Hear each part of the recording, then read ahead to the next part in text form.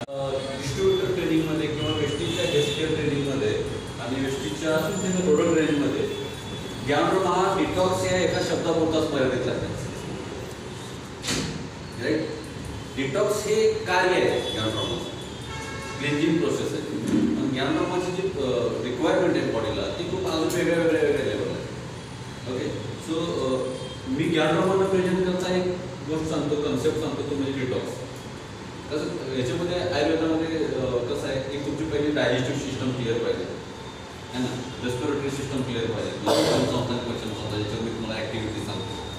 दुसरी गोष्ट आहे बॅलन्स, बॉडी बॅलन्स. ॲनाटॉमीमध्ये 11 टाईप्स ऑफ सिस्टम आहे आणि ते सगळं बॅलन्स असायला पाहिजे.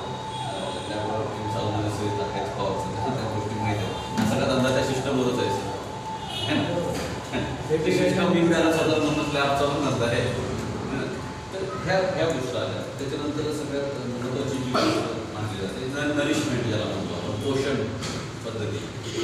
आपलं अन्न जे आपण फ्रूट्स खातो किंवा ड्रायफ्रुट्स खातो किंवा जे सगळं चाललं हे नरिशमेंटसाठी चाललं. भात भाकरी खातो हे कशासाठी खातो? पोषणासाठी, है ना. ओके. नरिशमेंट. डिटॉक्स हा विषय अजून आपल्यामध्ये रुजणं खूप अवघड काम आहे, कारण ते एवढं ज्ञात नाही आहे लोकांना. ओके. सो पंचकर्म कशाचा, पंचकर्माचा अर्थ काय? बॉडी क्लीन करते, एवढंच माहिती आहे ना आपल्याला. त्याच्यामध्ये स्नेहन, स्वेदन, विरेचन वगैरे बऱ्याच गोष्टी असतात, बसणी वगैरे.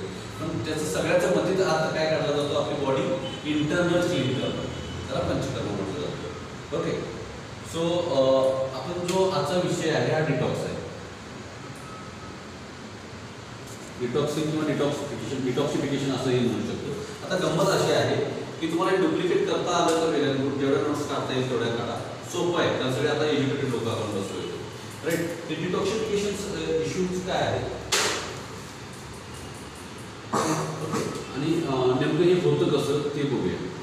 ओके. आपली बॉडी कशापासून तयार झाली?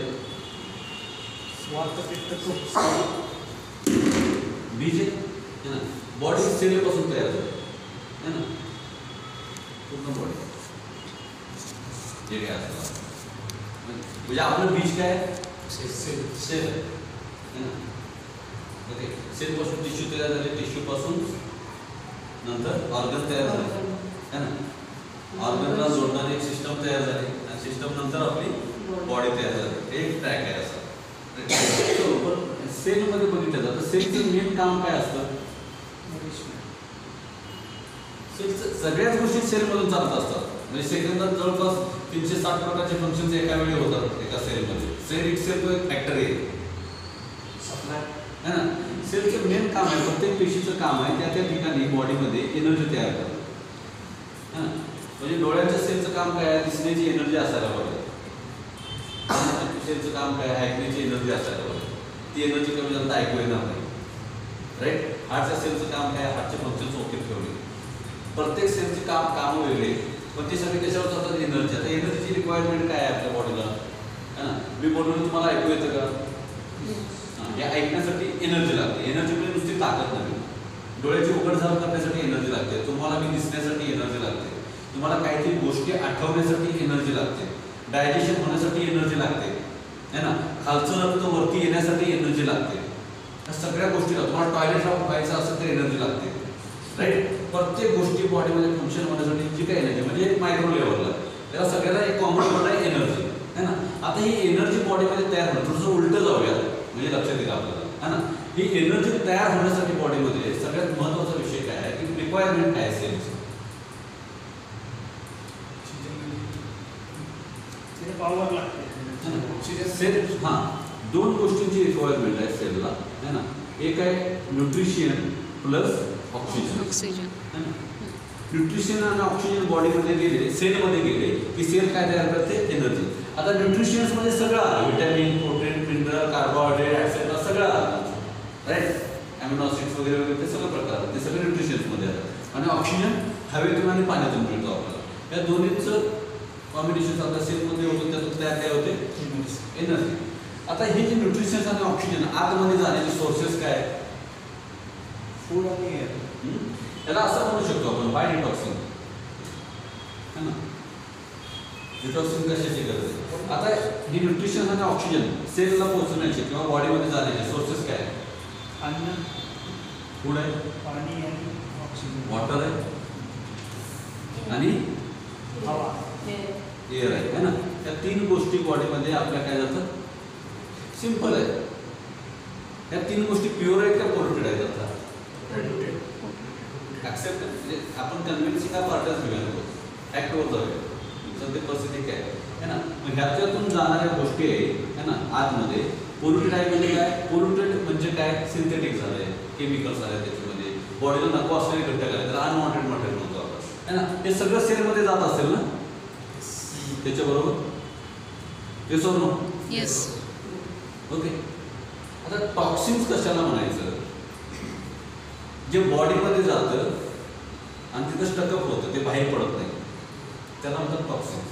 संडास वाटे, लघवी वाटे, घामा वाटे, ओमिटिंग वाटे, आपलं सगळं घाम बाहेर बॉडी फेकते. तेवढं मेकॅनिझम परमिशन जबरदस्त बनवते, रोजच्या रोज डिटॉक्सिफिकेशन असतं, है ना? पण काही बाहेर पार्टिकल्स असतात, ते जाऊन सेल्समध्ये डिपॉझिट होतात किंवा त्या ऑर्गनमध्ये डिपॉझिट होतात, ते बाहेर पडत नाही किंवा ती बाहेर काढण्याची ॲबिलिटी आपल्या बॉडीमध्ये राहिलेली नाही आहे.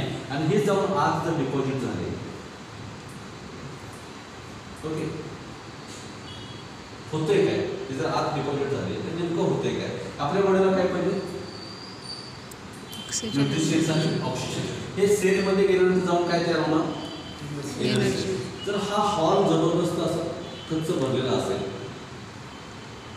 तर न्यूट्रिशन आणि ऑक्सिजन आतमध्ये एंट्री करते का? That is main point. Why detox is necessary in today's life? आजच्या काळामध्ये डिटॉक्सिफिकेशन हे किती महत्त्वाचं आहे, का महत्त्वाचं आहे, राईट? पण काय होत चाललंय? एनर्जी डाऊन होत जाते, त्याला आपण थकवा म्हणतो. हां, हे 30% जर रिकामी आहे तर बॉडी 30% एनर्जी तयार करते. तुमचं 70% जर डिपॉझिट झालं ना, सेलच्या आतमध्ये ऑब्विसली मायक्रो पार्टिकल्स असतात, ते बॉडी बाहेर काढत असते. पण आता सध्याची बॉडीची ॲबिलिटी नाही ते बाहेर काढण्याची, राईट? हे जर आतमध्ये झालं तर बॉडीमध्ये एनर्जी कमी व्हायला चालू होते. काही सेल्स डेड होतात, काही सेल्समध्ये, है ना, एक गोष्ट असते. असा ज्यावेळी सेल असतो ना आपला गोष्ट, त्याला एक दरवाजा असतात असे, त्याला ॲक्सेप्ट करण्याचे दरवाजे असतात. त्यातून आहे ना हे आतमध्ये जात असतात. तर ह्याच्यावरती ॲसिडचा लेअर साचला तरी आतले टॉक्सिन्स पण बाहेर पडत नाही. टाईप 1चा डायबिटीस याच्यामुळे होतो सर. कारण शुगर तुमची कुठे चेक करतात? ब्लड आणि युरिनमध्ये, है ना? तुमचे जे अन्न खाल्ले त्यातले शुगर जर आतमध्ये गेली नाही तर ते कशामध्ये राहणार? तर शुगर हे ॲक्च्युली एनर्जी आहे, ग्लुकोज ही एनर्जी आहे.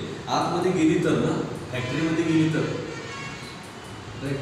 हे म्हणजे थोडं खूप डिटेल्स होतं, हे तुम्हाला डुप्लिकेट नाही करताना, इट्स डुप्लिकेबल, आहे ना? त्याच्यामुळे एवढ्या डिटेल्समध्ये आपण जाऊया नको.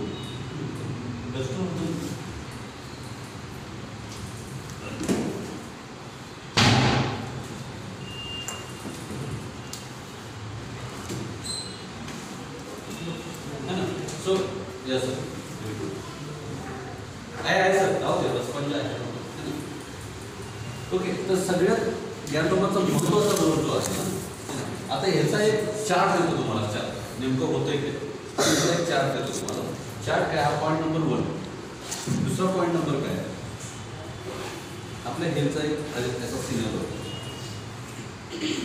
है ना? जे मागच्या वेळी मी सांगितलं होतं. किती लोक होते हे सांगितलं होतं? पवार सर होते, तुम्ही पण मॅडम होता. असं आठवत असेल तुम्हाला तर, आणि एकदा जर तुम्ही बघितलं चित्र तर तुमच्या डोळ्यासमोर, है ना? हा जो पिरियड आहे ना त्याला म्हणतात PIP period, pre illness period. आणि हा जो पिरियड आहे त्याला म्हणतात डिसीज पिरियड. आणि ही मधली जी लाईन आहे त्याला म्हणतात PTL म्हणजे पेन थ्रेशोल्ड लेवल किंवा रोग प्रतिकारक शक्ती म्हणतो, इम्युनिटी पॉवर, है ना? त्याची लेवल आहे, है ना? आता हा जर तुम्ही हेल्थमध्ये प्रॉब्लेम बघितले, त्याला आजार येतात, है ना? हे थोडंसं तुम्ही जर बघितलं तर आजार कधी एका दिवसामध्ये येत नाही, राईट? म्हणजे हार्ट ब्लॉकेजेस झाले, शुगर वाढली, ब्लड प्रेशर कमी अपडाऊन झालं किंवा संधिवात झाला, अस्थमा झाला, तो आजार झाला. आजार कधी झाला? इथं, है ना? हा आजार एका दिवसात आला काय? PTL म्हणजे pain threshold level. Pain threshold level म्हणजे सहनशक्तीची क्षमता, त्याला रोगप्रतिकारक शक्ती किंवा इम्युनिटी पॉवर असे म्हणू शकतो, है ना? सो इथं आपला आजार आला, ओके, पण हा एका दिवसामध्ये आला का? दररोज हा कधी आला? हळूहळू वाढत गेला, इथं आला, तोपर्यंत बॉडी तुम्हाला जाणवत पण नाही मला आजार वाढत चालला. इथं आहे तो पण तुम्हाला जाणवत नाही. इथं आल्यानंतर एक सिम्पटम दिसतात, सिम्पटम. त्यामुळे समजा हे पाठ झालं असं सिम्पटम दिसतात. सिम्पटम म्हणजे काय? लक्षणं, त्या आजाराची लक्षणं. माझ्या कुशीत दुखते, मला चक्कर येते, मला त्रास व्हायला लागला, अनकॉन्शियस वाटतं, है ना, फलना जे काय त्या आजाराची एक्सवायजेडची काय असते सिम्पटम्स. आणि सिम्पटम दिसल्यानंतर सिम्पटम्स म्हणजे काय असतं? बॉडीची एक लँग्वेज आहे की मला आता झेपत नाही, तुम्ही आता बघा काय बघाय. ओके, त्यावेळी आपण कोणाची मदत घेतो? मेडिकलची मदत घेतो, यासोबत ट्रीटमेंटची मदत घेतो. ओके, आणि त्यावेळी ते सिम्पटम दिसतील, है ना, ती सिम्पटम सप्रेस करण्यासाठी काही मेडिसिन्स यूज केले जातात, काही ड्रग्ज यूज केले जातात, है ना, they are going to suppress your symptoms, है ना. आणि सिम्पटम सप्रेस होत नाही असं ज्यावेळी लक्षात येतं त्यावेळी एक तो डिसीज इथं गेलेला असतो, वरती एक स्टेप अजून वरती गेलेला, है ना. त्यावेळी येते एक diagnose system, checkup system, MRI, CT scan, sonography, endoscopy, वाटेवर जे काय असेल. मग हे सगळे ते बसले होते गेले, है ना, त्यांना हे महत्त्वाचं हे होतं, है ना. हा, तर इथं गेल्यानंतर तो त्या झाल्यानंतर एक डिसीज परमनंट होतो. काय परमनंट होतो? Disease permanent. आणि डिसीज परमनंट म्हणजे diabetes, asthma, blood pressure, whatever जे काय असेल ते, है ना. तो डिसीज एकदा परमनंट झाला की ही सपोर्ट लागतो बॉडीला, त्याला म्हणतो आपण ट्रीटमेंट. जे लाईफ टाईम आपल्याला मेडिसिन्स घ्यावे लागतात आणि इथून जे लाईफ चालू होतं त्याला म्हणतात ट्रीटमेंट मॅनेजमेंट लाईफ. म्हणजे ती गोळी खाली तरच मी उभा राहू शकतो, अदरवाईज शुगर शूट होईल, ब्लड प्रेशर अपडाऊन होईल, है ना. त्याला काय म्हणतो? Treatment management life. ओके, आणि हे चालू झाल्यानंतर पुढे जाऊन तुम्हाला एक स्टेप येते, त्यावेळी आजार ह्या लेवलला गेलो असं त्याला म्हणतात क्रोनिक डिसीज. इथं तुम्हाला फक्त काय असतं? कॉम्प्लिकेशन्स वाढलेले असतात आणि एक पर्याय असतो ऑपरेशन किंवा ऑर्गन रिप्लांट करणं. जसं बायपास सर्जरी म्हणजे तुम्हाला माहिती आहे की काय? 2-3 ठिकाणी ब्लॉकेज झाले, 2 ठिकाणी मोस्टली एंजिओप्लास्टीच करतात, पण 3पेक्षा जास्त ठिकाणी ब्लॉकेजेस असतात. तुमच्या हातापायाची नस काढून जिथं ब्लॉकेज आहे त्याच्या या बाजूला एकदा जोडली जाते, ह्या बाजूला एकदा जोडली जाते. Katraj bypass highway to degree परतचा प्रवाह तिथून सुरुवात केला जातो. गंमत अशी आहे की हे जर झालं तर परत त्या नसमध्ये ब्लॉकेज येणार नाही, त्याची काही गॅरंटी आहे का? दुसऱ्या ठिकाणी ब्लॉकेज येणार नाही, त्याची काही गॅरंटी आहे का? सो त्याला म्हणतात ऑर्गन रिप्लांट करणं किंवा ऑपरेट करणं. ओके, हा एक क्रोनिक डिसीज असतो. ओके, आता इंडियामध्ये सगळ्यात जास्त हेल्थची केअर इथं केली जाते. आणि इथं गेल्यानंतर अजून एक शब्द येतो, सर गॅरंटी काय आहे? जसं मगाशी मॅडमने केस डिस्कस केली की क्रोनिक डिसीज आणि कॉम्प्लिकेटेड केस होते, राईट. एक ऑर्गन तुम्ही ट्रीट करायला गेला दुसरा पकडणार, राईट. प्रश्न असा आहे, ज्यावेळी तुम्ही कॉल टू पीपल म्हणताय, ज्यावेळी ॲक्शन टू पीपलसाठी कॉल करताय, हेल्थची काळजी आपण इथं घ्यायला पाहिजे की इथं घ्यायला पाहिजे? डिटॉक्सिफिकेशनचं महत्त्व म्हणजे प्रिव्हेन्शन केला म्हणून आता पोलीस बंदोबस्त पुण्यामध्ये असेल, RDXचा एक ट्रक पकडला असेल, कोण पुष्पगुच्छ घेऊन जात नाही पोलिसांचं अभिनंदन करायला, पण एक छोटासा फटाकेसारखा बॉम्बस्फोट झाला तर सगळ्या मीडियाने हजारो लोक पोलिसांच्या नावावर ओरडायला चालू केलं, ब्लेम करायला चालू केलं, है ना. जे आता प्रिव्हेंट करतो, RDXचा ट्रक पकडला सपोज तर ते आहे प्रिव्हेन्शन. तो ट्रक जर पुण्यात घुसला असता केवढा मोठा ब्लास्ट झाला असता, त्याची आपल्याला कल्पना नसते. तो डिटॉक्सिफिकेशनचं इम्पॉर्टन्स करण्यासाठी काउन्सिलिंगचीच गरज आहे. छोटंसं काउन्सिलिंग आहे 15-20 मिनिटाचं, पण हे खूप महत्त्वाचं आहे, राईट. सो तुम्ही ज्यावेळी गॅनोड्रामा यूज करणार किंवा डिटॉक्सिफिकेशन हा प्रश्न ज्यावेळी ना, डिटॉक्स इथं व्हायला पाहिजे. इथून जर आजार तुमचे रोज संडास वाटे, लघवी वाटे, घामा वाटे, वॉमिटिंग वाटे, जर बॉडीतून बाहेर जात राहिले तर तुम्ही डिसीज पिरियडमध्ये कधी जाणार नाही. तुम्ही प्री इलनेस पिरियडमध्ये स्वतःची काळजी करता आणि this is a cheaper, safer and better, right. Amrish sir, okay. So बाकीचं मार्केटमध्ये जाऊ दे, मार्केटमध्ये तुम्ही जाऊन कुणाला गॅनोड्रामाचं तुम्हाला डिटॉक्सिफिकेशन सांगितलं की तुम्ही सगळ्यांना गॅनोड्रामा खायला घ्यायला प्रयत्न करणार आहेत लोकांना, है ना. लोकांनी खायला घालायचे असेल तुम्ही स्वतः खायला चालू करा गॅनोड्रामा. बसल्या प्रत्येक व्यक्तीनं एकच प्रश्न विचारायचा की आता हवेतून माझ्या बॉडीमध्ये केमिकल चाललेत का, माझ्या भाजीमधून माझ्या केमिकल चाललेत का? सिंधे सर, राईट सर. सो रोज रात्री झोपताना मला- मला एक result- येतो मी तुमचे डाऊट क्लिअर करतो सगळे. रोज रात्री झोपताना आपल्यासाठी एक प्लॅन असायला पाहिजे. 2 गॅनड्रॉमा तुम्ही रात्री झोपताना कंपल्सरी घ्यायला चालू करा. End of the day night time bed time 2 गॅनड्रॉमा तुम्ही घ्यायला चालू करा. है ना? सकाळी 2 संध्याकाळी 2 घेतलं खूप चांगलं. पहिले 3 महिने तर मी सांगितलं तुम्हाला सकाळी 2 संध्याकाळी 2 घ्या. नंतर तुम्ही 2 घेऊ शकता. कारण आतापर्यंत वय किती विलास? 34 काय डिटॉक्स केले बॉडी कधी? नाही कधी. 34 वर आपण साठवून ठेवलंय कधी मटेरियल बॉडीमध्ये? आणि मला रिझल्ट आला कॅमेरावर. म्हणजे मी ऑफिसवरून आलो ना की खूप थकलेलो असतो. मी टी व्ही बघता झोपायचो. पण मी जेवढे जाणून मला सांगितलं होतं नंतर की गॅनोड्रामा घे. पहिले मी गॅनोड्रामा घेतली. गॅनोड्रामा माझी एनर्जी लेवल वाढली. हे मला रिझल्ट आला त्याचा. गॅनड्रॉमा डिटॉक्स केलं. डिटॉक्स केल्यानंतर तुमचं जे काही खाता आहे त्यातून नरिशमेंट झालं, बॉडीचं एनर्जी वाढली. ते काय सिम्पल प्रिन्सिपल आहे. हां म्हणजे तो थकवा जाणवला नाही त्याला. 100%. तो रिझल्ट आहे मला. ओके. सो टॉक्सिन्समुळे खूप आता या हॉल बंद केला नाही तर हॉल गच्च राहिलं. थोड्या वेळानंतर आपलं सफोकेशन व्हायला चालू होतं. आणि जर 7-8 लोक बसले तर आम्हाला काही त्रास नाही होणार. कारण कार्बन डायऑक्साईड तेवढा लिमिटेड राहणार. पण इथं जर हॉल गच्च भरला तर सगळ्यांच्या नाकातून कार्बन डायऑक्साईड बाहेर पडणार, त्यांना त्रास व्हायला चालू होणार. कारण टॉक्सिन्स वाढले. ते सोडून मग तुम्हाला विंडोज ओपन करावं लागतील, दरवाजे ओपन करावे लागतील, एक्झॉस्ट करावं लागेल आणि तुम्हाला फ्रेश वाटायचं चालू होतं. आणि ते डिटॉक्स होतं. सिम्पल आहे. तरी मला टॉक्सिन म्हणजे एक्झॅक्टली काय कन्सिडर करतो केस ऑफ सेल आपण? टॉक्सिन म्हणजे काय? अनवॉन्टेड मटेरियल जे बॉडीला असतं, जे मायक्रो पार्टिकल्स असतात ते बॉडीमध्ये स्टक होतात. आता समजा तुम्ही एखादी भाजी खाल्ली, त्याच्यामध्ये काही पेस्टिसाइड्स असतील, है ना? आता इथं वाहनं खाली चालते, त्यांचा कार्बन डायऑक्साईड जास्तच आहे, कार्बन जास्तच आहे बॉडीमध्ये आपल्या जाणार. तो क्लिअर तुमच्या सगळ्या वायू क्लिअर तर जात नाही, पोल्युटेडच जातो. आता बॉडीला रिक्वायरमेंट कशाची आहे? ऑक्सिजनची. Fresh air in the sense ऑक्सिजनची. पण तो क्लीन जात नाही ना. बरं ते फुफ्फुस शोषून घेतं त्यावेळेस फक्त ऑक्सिजन घेतं ते. पण ते ऑक्सिजन क्लीन असेल तर बॉडीला त्याचा बेनिफिट होणार नाही. बाकीचे घटक फ्री ऑफ कॉस्ट त्याच्याबरोबर येतात. पोल्युटेड असणार असेल बॉडी एनर्जी तयार त्याला टॉक्सिन्स म्हणतो. जे नको असेल आणि ते आतमध्ये आता जसं कसं होतं, एक सांगतो तुम्हाला, केमोथेरपी हा एक प्रकार आहे ह्याच्यामध्ये कॅन्सर.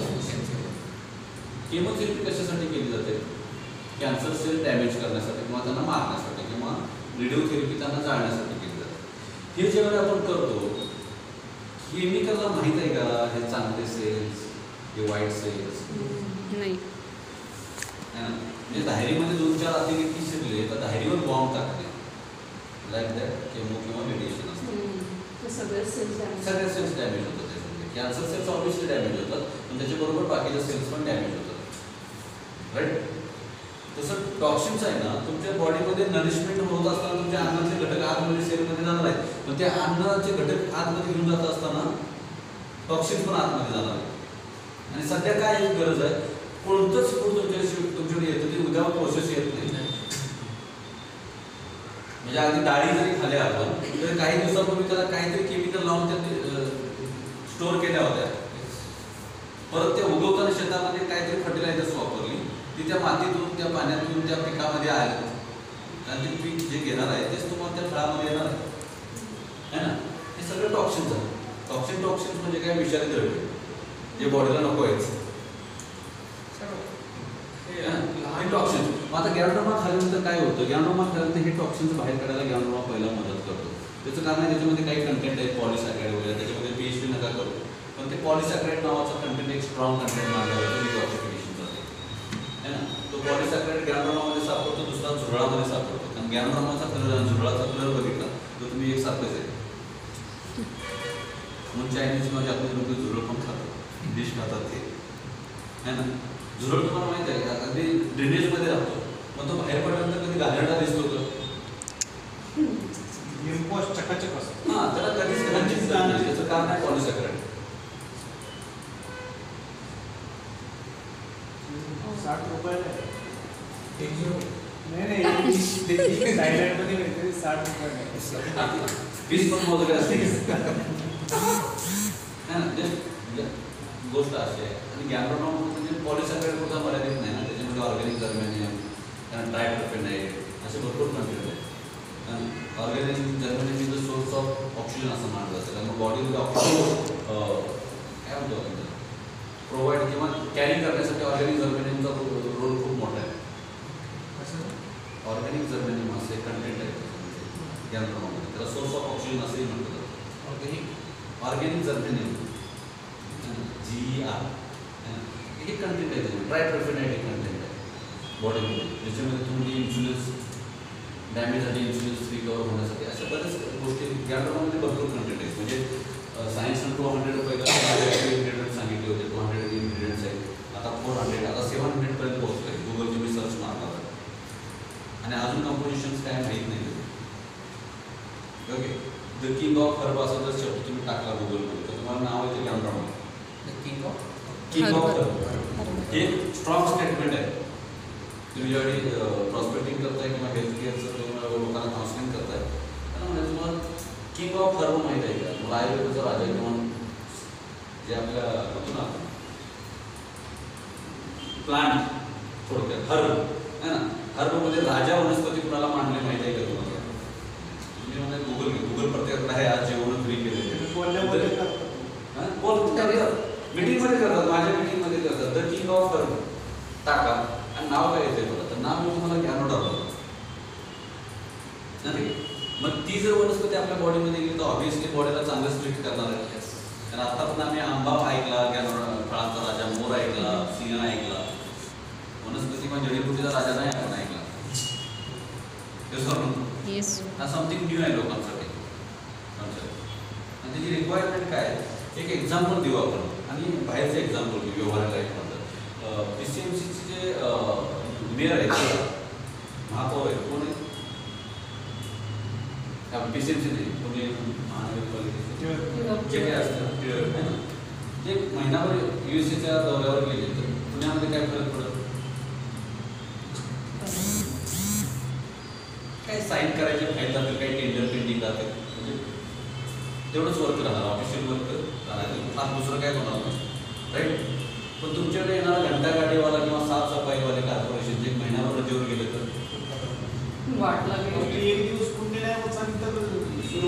सिटी घालून रोगराई बसते, राईट. सो रोल कुणाचा चांगला आहे? डिटॉक्स करणाऱ्या लोकांचं, शुद्ध करणाऱ्या लोकांचं, राईट सर. ओके, सो एवढं महत्त्व आहे डिटॉक्सिफिकेशन. रोज एक दिवस जर टॉयलेटला नाही झालं क्लिअर तो दिवस खराब झालेला असतो, ब्रेन व्यवस्थित काम करत नाही, म्हणजे जे एनर्जी लेवल वाढले ना, पोट साफ तर दिमाग साफ असं म्हटलं जातं, राईट. डिटॉक्सिफिकेशन आपले वाय क्लिअर करायचा, हाऊ कसं करतं ते ज्ञानराव करेल, त्याच्यावर तुम्ही जास्त जाऊ नका, ते अवघड आहे सर, क्रिटिकल गोष्ट आहे.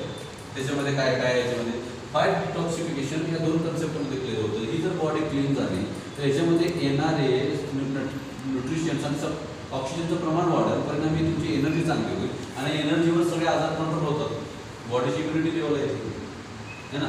आणि लोकांना हा प्रश्न विचारायचा, इथं करणं गरजेचं आहे का इथं गेल्यावर करूया? PAPचं काय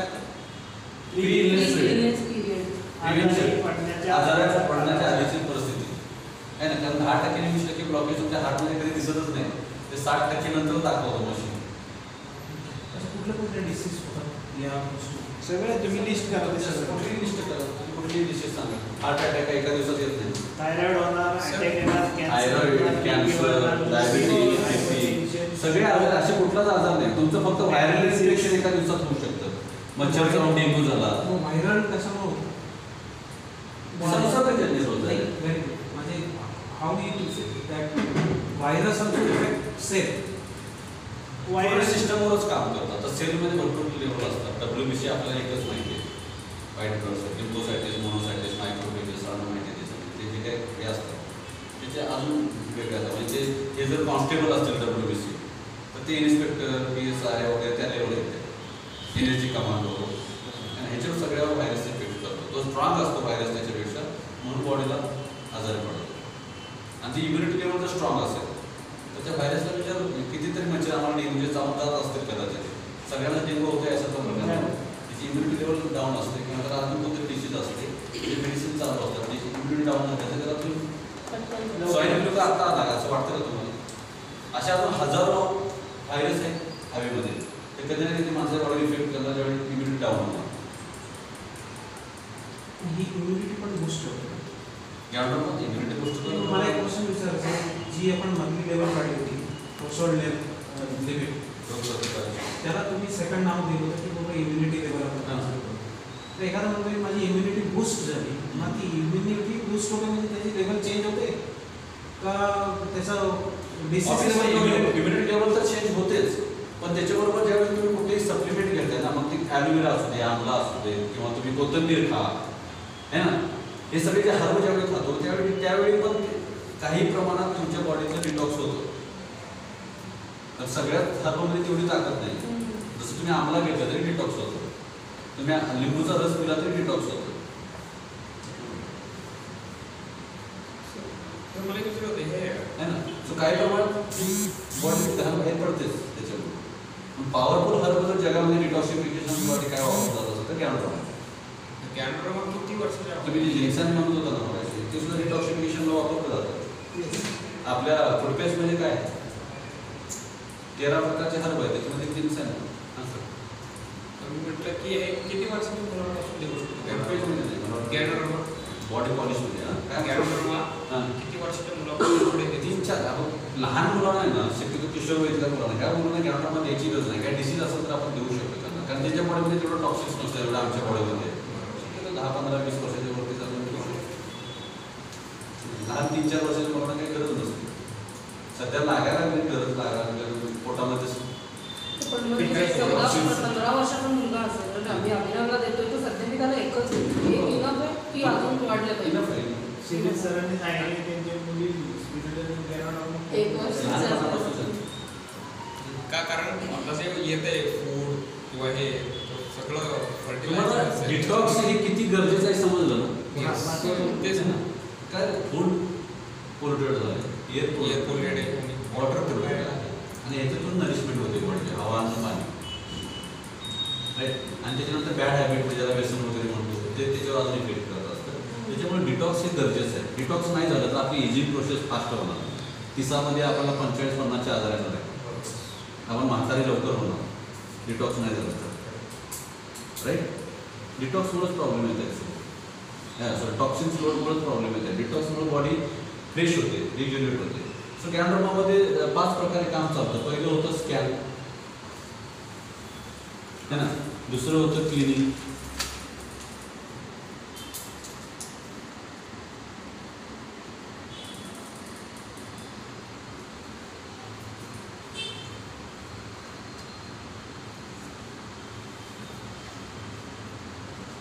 है ना.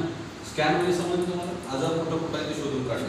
त्या गॅनोड्रॉमा तुम्हाला काय होतं, काय लोकांना मणक्या दुखायला चालू होतं, आणि लोकांचे सांधे दुखायला चालू होतात, पाठ दुखायला चालू होते. समजायचं तिथं गडबड आहे, है ना. मला एक असं विचारायचं आहे की गॅनोड्रॉमा सुरू करायच्या आधी एखादा प्रॉब्लेम असेल आणि त्याच्यावरती त्याची ट्रीटमेंट झाली असेल, लाईक स्किनचा काही प्रॉब्लेम झाला असेल, किंवा जसं तुम्ही म्हणताय की सांधेदुखी होती आणि त्याच्यावर ट्रीटमेंट घेतली आहे, आणि गॅनोड्रॉमा सुरू केल्यानंतर कसं तर स्कॅनिंग होतं आणि समजा मणके दुखत आहेत किंवा एखाद्याला स्किनचा प्रॉब्लेम असेल तर ती म्हणजे पुन्हा ती रिॲक्शन येऊन त्यातनं डिटॉक्सिफाय होतं की प्रत्येकाची ती बाहेर आता पडण्याची ज्यावेळी गोष्ट तुम्हाला लक्षात घ्यायचं, स्कॅनिंगचं मतलब काय, जर तुम्ही प्रिव्हेन्शनसाठी गॅनोड्रॉमा खात असाल आणि तुमचे सांधे दुखायला चालू झाले, गॅनोड्रॉमा घेतला 8 दिवसानंतर, आणि स्कॅनिंग कुणाला 8 दिवसात सिम्पटम दाखवतं, तुम्हाला महिन्यात, कुणाला कशी बॉडी रिस्पॉन्स देते त्या पद्धतीने, कुणाला 2-2, 3-3 महिन्यानंतर त्याचे सिम्पटम दिसतात. आता मी गॅनोड्रॉमा खाला, मला कोणताच आजार नव्हता आणि माझे सांधे दुखायला लागले, तर समजायचं पुढच्या 2-3 वर्षानंतर मला संधीवर त्रास होणार होता, तो आता गॅनोड्रॉमा दाखवून दिला, इतर प्रॉब्लेम नाही होत. मी गॅनोड्रॉमा खायला ते बदल बाहेर पडायचा आजार होते, त्याचा त्रास मला भविष्यामध्ये होणार होता. काही लोकांनी गॅनोड्रॉमा खाला मुलगा नव्हता, पण टॉयलेटमध्ये रक्त पडते, त्याचं काम तुम्हाला भविष्यामध्ये मुलगा होणार होता. हा PIP पिरियडमध्ये आजार होता, तो तुम्हाला दिसतच नव्हता. मायक्रो लेवलला जाऊन गॅनोड्रॉमा तो स्कॅन करतो आणि क्लीन करतो. 3 गोष्टी महत्त्वाच्या आहेत, है ना. स्कॅनिंग, क्लिनिंग, रिजनरेशन, है ना. तर क्लिनिंग प्रोसेसमध्ये तुम्हाला ते घाण बाहेर पडताना जाणवायला चालू होतं. कुणाला पातळ जुलाब होतो, कुणाला शिंका येतात, बलगम बाहेर पडतात, है ना. कुणाचं तोंड येतं, कुणाला एखादी वॉमिटिंग होते, डोळ्यातून घाण बाहेर पडते, अंगाला खाज येते, पित्तासारख्या गांध्या येतात, है ना. कुणाला जखम असं तर त्यातून काळे निळं पाणी बाहेर चालू होतं. किती दिवस होता? डिपेंड, जेवढा टॉक्सिनचा लोड आहे किंवा जेवढे बॉडीमध्ये घाण आहे त्याच्यावर डिपेंड आहे. कुणाला 2 दिवसात क्लिअर होईल, कुणाला 8-10 दिवस लागतील. किंवा एखादा डिसीज समजा स्टिरॉइड घेऊन कंट्रोल केलेला असेल प्रिव्हियसली आणि आता गॅनोडर्मा सुरू केलं तर ते स्टिरॉइड्स पण सगळे अशा याने बाहेर पडू शकतात. म्हणजे स्किन जसं की स्किन डिसीज झालाय, स्किन डिसीजला किंवा सांधिवाताला स्टिरॉइड दिलं जातं, हां किडनी प्रॉब्लेमला स्टिरॉइड दिलं जातं, लिव्हर प्रॉब्लेमला स्टिरॉइड दिलं जातं. म्हणजे आधी प्रिव्हियसली घेतले आणि आता गॅनोडर्मा सुरू 10% असेल केलं. बॉडीमध्ये तर ते होणार. तर बॉडीमध्ये ते खूप डिपॉझिट म्हणजे ते असेल. कशाही पद्धतीने बाहेर पडू हो, शकतो. म्हणजे- maybe skin rash or anything. कसं होतं लिव्हर जर प्रॉब्लेम असेल तर तुम्हाला एखादी वॉमिटिंग होती पण डोळ्यातून बाहेर पडते. किडनीमध्ये प्रॉब्लेम असेल तर दबी वाटे बाहेर पडणार, डायजेशनमध्ये असेल तर टॉयलेट वाटे बाहेर पडणार, स्किनमध्ये असेल तर स्किनमधून बाहेर पडणार, पसिनाद्वारे या काय ते आहे ना. डिटॉक्सिफिकेशनचे मार्ग वेगळे झालं. सो हाय ज्यावेळी तुम्ही गॅनोडर्मामध्ये तुम्ही सांगू शकता, ज्यावेळी जनरल तुम्ही देता गॅनोडर्मा करून आणून नेमलेक्सो किंवा ॲलोवेरा आणला कुठले दिल्यानंतर तुम्ही सांगू शकता. असं काही झालं तर घाबरू नका, 100% रिझल्ट आहे. काही लोक वाटा बघत बसतील मला कधी उलटी होते सुद्धा अजून झालं नाही सांगतात. क्लिअर सांगा, जर असेल बॉडीमध्ये घाम तर बाहेर पडेल, नसेल तर नाही बाहेर पडेल. ओके असं सांगितल्यामुळे नंतर तुम्हाला त्रास होत नाही. अरे असं मला झालं, त्यासाठी ट्रेनिंगची गरज असते. डिटॉक्समध्ये काय विचारायचं आहे तुम्हाला? आणि हे जे रिजनरेशन आहे, रिजनरेशन हा टाइम भरपूर मोठा आहे सर. 6 महिने, 1 वर्ष, 2 वर्ष, 3 वर्ष जसं बॉडी डिपेंड असतं. पण तसं जर सायन्समध्ये बघितलं तर तुम्हाला 2.5-3 वर्षाचा कालावधी दिला. काही लोकांचं 6 महिने, 1 वर्षामध्ये पण झालेलं आहे. सेल रिजनरेट होतात. समजा तर टिश्यू खराब झाला आहे, मग एकदा टिश्यू कापूनच काढलाय, जखमच मोठी उंट झालेली असतात, काही लोकांना बेड सोर्सेस झालेले असतात, हात जातो आतमध्ये, एवढे बेड सोर्सेस असतात आतमध्ये है ना. तर ती जखम भरून येते म्हणजे काय होतं, टिश्यूज परत तयार होतात, रिकल्टिवेट होतात. किंवा गॅनोडर्मा ऍक्च्युअल स्कॅनिंग संपलंय किंवा क्लिनिंग संपलंय आणि आता इफेक्ट म्हणजे रिजनरेशन मध्ये सुरुवात झाली आहे. हे या कसं तिन्ही होतं? गोष्टी एका वेळेत पण होऊ शकतात. ते काय आपण मोजायची गरज नाही, ती बॉडी सांगते ना आपली तुमची. हां म्हणजे काही जणांना कसं की स्कॅनिंग आणि क्लिनिक कधी रॅश होणार, स्कॅनिंग क्लिनिक असं काय नसतं. स्कॅन क्लिनिक या वेळी चालू होऊ शकतं तुमचं है ना. त्याला काय असं हे म्हणजे नसतं. ते क्लिनिक मशीन नाही झालं ना ही स्कॅनिंगची, थोडक्यात हे ही क्लिनिंगची आणि इकडे गेले की ऑपरेशन, असं मशीन नाही ना. तुमची बॉडी त्याला ऑटोमॅटिक कव्हर करत असते. जेव्हा आपण सप्लिमेंट केल्यानंतर मला हे समजलं गॅनोडर्मा जेव्हा आपण खातो ते सेल लेवलला जाऊन काम करतं, DNA लेवलला जाऊन काम करतं. त्या 400 प्रॉपर्टीज वेगवेगळ्या बरोबर. आणि त्याला कळते की बाबा मणक्यात झीज झाली, मणक्यात झीज झालेले सेल जे आहेत ते भरून काढायला तेच मदत. या गोष्टीचा तुम्हाला अर्थ समजतो. कुठल्या एका डिसीजवर काम करत नाही, ते पूर्ण बॉडीवर काम करतं. हा त्याचा अर्थ आहे. पण हे कोणाला देऊ नये. देऊन एक मला जर नुकतीच किडनी रिप्लांट केले, किडनी रिप्लांट केली तर त्याला कमीत कमी 6 महिने देऊ नका. त्यामुळे लिव्हर रिप्लांट केले, ऑर्गन रिप्लांट करतो त्यावेळी काही प्रमाणात वेगळे केमिकल वापरायला लागतात. त्याचा इफेक्ट जर गॅनोडर्मा गेल्यावर डिटॉक्स करणार, केमिकल बाहेर काढणार. त्याचा इफेक्ट नाही झाला तर रिप्लांट झालेला जो काही ऑर्गन आहे तो प्रॉपर तिथं असेंब्ली नाही होणार त्याची. हेच हे तुम्हाला नाही देऊ शकतो. बरं. आणि काल आपलं डिस्कस असं काही असे अमेझिंग रिझल्ट किंवा अमेझिंग ॲप्लिकेशन्स आहेत गॅनोडर्मा, ते एकदा सांगा. तुम्ही आज पहिल्यांदा बसला, हे सगळ्या लोकांनी PhD केली त्याच्यावर. नेहमी लोक तरी नवीन येतात. मला पण माहिती नाही. हां आता कॅन्सरसाठी तर गॅनोडर्मा चांगलंच आहे, प्रश्नच नाही. कारण कॅन्सर मला सगळ्यात महत्त्वाची गोष्ट असते अँटी कॅन्सर प्रॉपर्टी आणि बॉडी डिटॉक्सिफिकेशन. डिटॉक्सिफिकेशन बॉडीला काय गरजेचं असतं कॅन्सर्समध्ये, तर बॉडी डिटॉक्स झाल्याशिवाय ऑक्सिजन ऑब्झर्व करत नाही. ऑक्सिजन सर्वाइव्ह कधी करणार, बॉडी जर ॲसिड बाहेर गेलं तर ऑक्सिजन अल्कलाईनच बॉडी झाली तरच आहे ना. आणि बॉडी अल्कलाईन डिटॉक्सची गरज आहे. हे सोडून हा पहिला बॉडी. कॅन्सर इटसेल्फ टॉक्सिन्स आहेत बॉडीमध्ये. कॅन्सर सेल या बॉडीमध्ये स्वतः टॉक्सिन्स आहेत. त्या कॅन्सर सेलला बाहेर काढण्यासाठी सुद्धा गॅनोडर्माची गरज असते. Okay. Amazing result in the sense काही लोकांना गँग्रीन होतं, पाय कुजलेले असतात, पाय कट करायला सांगतात, त्या ठिकाणी तुम्ही गॅनोडर्माचं ॲप्लिकेशन करू शकता. आणि वेस्टेजमध्ये आल्यानंतर आम्हाला अजून एक ॲडिशन मिळालं नीम है ना. नीमच्या काही कॅप्सूल फोडून आणि गॅनोडर्माची पावडर काढते, तेल आणि गॅनोडर्माची पावडर याचा मलम जर बनवून त्या जखमेवर लावला तर खूप फास्ट तुम्हाला रिकव्हरी यायला चालू होईल, जखमा बऱ्या व्हायला चालू होते. किंवा खूप घाण जखम असेल तर मॅडम आता एक केस होती आजऱ्यामध्ये अशी, त्याला काहीतरी विषारी किडा चावला होता, काय विषारी काटा लागला होता आणि 14 वर्षापासून जखम होती पायाला. आणि तो माणूस जवळ बसला तरी वास यायचा त्या जखमेवर. मी मला वाटतं फेसबुकला पण ते टाकलं होतं. है ना. ते प्रोडक्ट रिझल्टमध्ये जे आजरा दिसते, आजरा तालुका वाटंगी गावचा, है ना. माझ्या टीममध्ये नव्हता तो, दुसऱ्या टीममध्ये दुसऱ्या त्याला वेस्टेज, पण मला फोन केला होता त्यावेळी, मला फोटो पाठवले होते, त्यावेळेला मी त्यांना सजेस्ट केलं होतं. मला वाटतं एक 5-6 महिन्यामध्ये जखम ओके झाली, 14 वर्षाची जखम. सर कोड वगैरे असतील ना तरी त्याला चांगला फरक पडलेला आहे. कोड असतील ना त्याच्यावर पण ते नीम आणि गॅनोडर्मा लावलं ना, खाल्लं ना, ते कोड गेलेले आहेत अक्षरशः 10-20 वर्षाचे. हो, आणि ती मुलगी 19 वर्षाची आहे. 100 लोकांना दिलं तर 50% लोकांना रिझल्ट येतं, 50% लोकांना नाही पण घेत. तेव्हा असं पेश नाही करू शकत आपण की रिकव्हर होईल. आपण त्यानेच होईल असं. तिला थोड्या प्रमाणात होतं म्हणून ते लगेच झालं कव्हर. काय आणि काही लोकांचं मोठ्या प्रमाणात पण होतं, पण बॉडी आपण फक्त करून बघितलं होतं. काय घडलंय, कारण ज्यावेळी तुमच्या बॉडीमध्ये कलर चेंज झाला स्किनचा, त्याला पिगमेंटेशन हा सोपा शब्द आहे. कोड म्हणजे काय असतं, पिगमेंटेशन, है ना. आता इंग्लंडच्या माणसाला कोड दिसेल का अंगावर? तो काळा झाला तर त्याला म्हणता येईल कोड आलाय. म्हणजे एक प्रकारचं स्किन आपला कलर बदलते, पिगमेंटेशन म्हणू शकतो.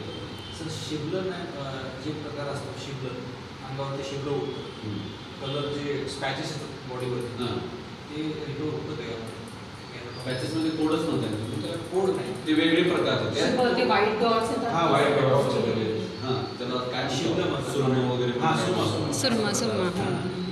ते होऊ शकतं, सप्लिमेंटमध्ये होऊ शकतं. काही ब्लडमध्ये इन्ग्रेडियंट्स कमी असल्यामुळे ते होतं. पॉसिबल. अगदी सोरायसिससारखा आजार बरा होतो.